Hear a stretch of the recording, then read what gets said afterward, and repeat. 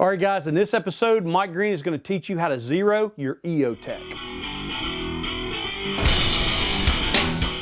Welcome back to Trigger Time TV. We're at King Bee Farm in Ardmore, Tennessee, and we're going to talk a little bit about zeroing the rifle. There's several different options out there that we have at our disposal. The primary ones being the 25, the 50/200, and the 100. And as what you'll see is if you get on the internet and you look up to see which one's the best, you're going to see a lot of people fighting over which one's the best. Well, I'm here to tell you, it doesn't really matter which one you use as long as you're familiar with it. You know where your points of aim and your points of impact are and your deviations. Once you know that and you're familiar enough with it, then keep what you got and keep on using it. I personally like to use a 200. Notice I did not say a 50. One of the things that people often think is that if they zero at 50, they're going to be on at 200. Well, there's many things that affect that. One being the length of the barrel, the weight of the bullet that they're shooting, the type of bullet, the twist in that barrel, and then the other thing is the optic itself is really going to have a play on that, and the distance we have. Now, the other thing we have to consider is that when we do zero, the optic or sight is about anywhere from 1.5 inches, maybe up to 2, and even with some of these offsets, maybe a 2.5 inch distance from this height to the barrel itself, okay? And is what we have to do is account for that. So when we do our initial zero, is what's really happening is that barrel is actually going up. So when the bullet comes out, the trajectory is going up. So at 50, it's going to go up and then come right back down. At 200 is what it would be ideal in theory. Now in reality, that's not always the case because of the things that I had just mentioned. So what we want to do is, I like to start off, get on paper at 25.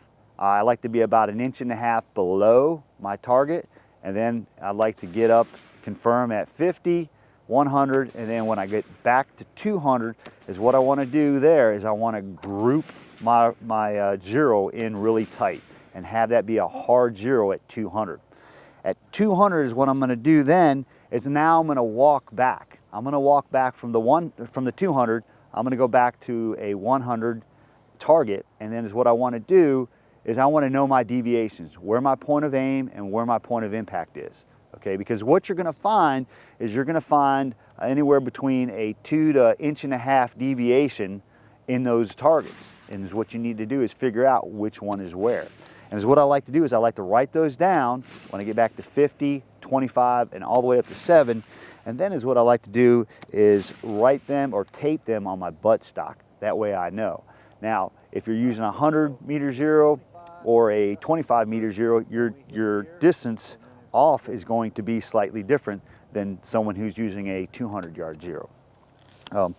The other thing is that when you do zero, is what I like to do is I like to keep 5-round groups.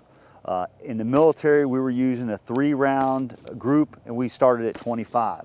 Over the years, is what I've discovered is that the Army used to use a 5-round zero or group, but is what they did is to cut costs in World War I and World War II is they went down to a 3-round zero. But if you talk to your top competitors out there in the shooting community, is what you'll see is that they're using a 5-round group or 5-round zero, just like our snipers did back in the day. All right. There's several different options: the 25, the 50/200, and 100-yard/meter zero. Is what I recommend is that you get them all and you confirm your point of aim and your point of impact, and that's going to take a little bit of walking. I'm Mike Green from Green Ops. Thanks for tuning in, and see you next time. Trigger Time TV is brought to you by EOTech, Bravo Company Manufacturing, Bravo Company USA, Block, B5 Systems, Kinetic Development Group, Silencer Co., King Bee Farms, EOTech Industries, Magneto Speed, Arachnagrip, Mountain Khakis, Rudy Project, and Peltor. We would like to dedicate today's show to the men and women of the United States military and law enforcement. the people that stand in the gap and keep our country free. God bless America.